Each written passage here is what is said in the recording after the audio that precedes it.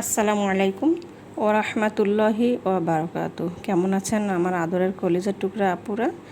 আল্লাহ যেন সবাইকে সকলকে আপনাদের পরিবার সহ ভালো ও সুস্থ থাকার তৌফিক দান করুন, এই দোয়াই করি সব সময়। এবং আপনাদের দোয়া আশীর্বাদে আমিও ভালো আছি। তো আপুরা, আজকে আমি আপনাদের সামনে হাজির হয়েছি।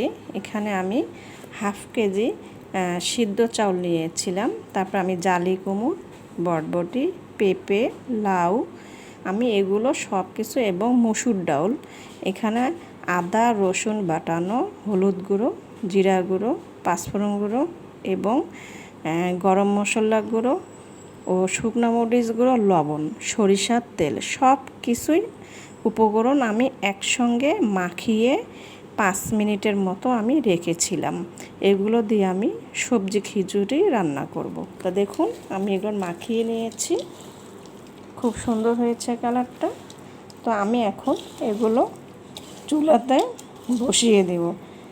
সকালের নাস্তা যদি পারেন আপনারা এইভাবে সবজি খিচুড়ি করে খাবেন, পারলে আপনারা আতপ চাল বা পোলা চাউল অ্যাড করতে পারেন। তো আপুরা, আমি এখন এখানে পানি দিয়ে দিচ্ছি।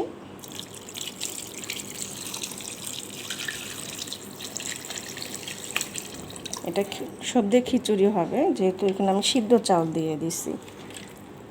তো এখন আমি চুলায় বসিয়ে দেব, চলুন রান্না করা যাক।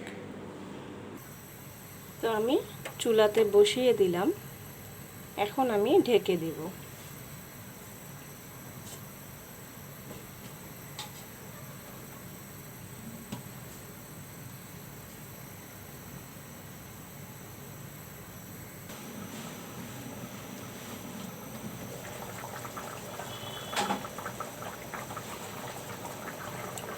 তো বলক উঠে গেছে, আমি এখন এখানে তেজপাতা দিয়ে দেব।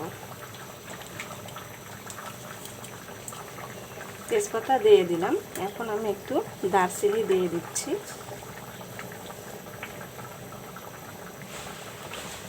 তারপর এখানে আমি 1 চামচ ঘি দিব।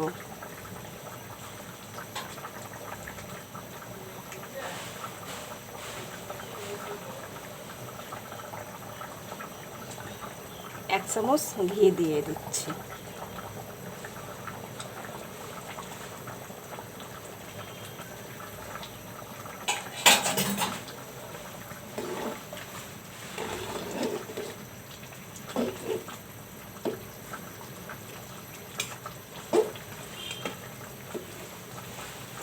আপুরা, এই সবজি খিচুড়ি খেতে কিন্তু অনেক মজাদার, চাইলেই সকালে নাস্তা করেও খাওয়া যায়। তো খিচুড়ি রান্নাটা কেমন হচ্ছে একটু কমেন্ট করে যাবেন এবং লাইক দিবেন ও সাবস্ক্রাইব করতে একদমই ভুলবেন না। সাপোর্ট করুন আপুরা, প্লিজ আমাকে সাপোর্ট করুন।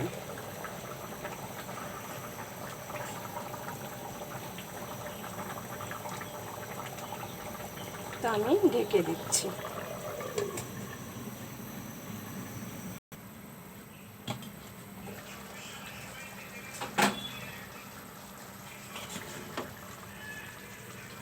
খিচুড়িটা প্রায় হয়ে আসছে, আমি একটু নরম নরম করেই নামাবো, তাহলে খেতে ভালো লাগবে। বেশি ঝরঝরা খিচুড়ি ভালো লাগে না।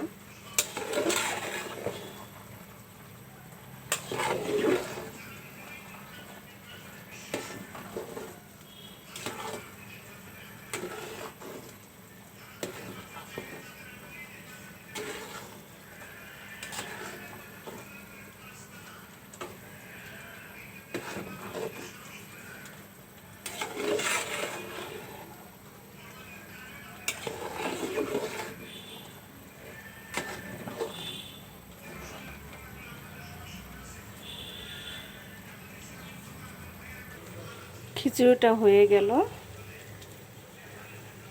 তো আপুরা, সবাই ভালো থাকুন আর সুস্থ থাকুন, এই দোয়া কামনা করে রেখে দিচ্ছি। আসসালামু আলাইকুম ওয়া রাহমাতুল্লাহি ওয়া বারাকাতুহু।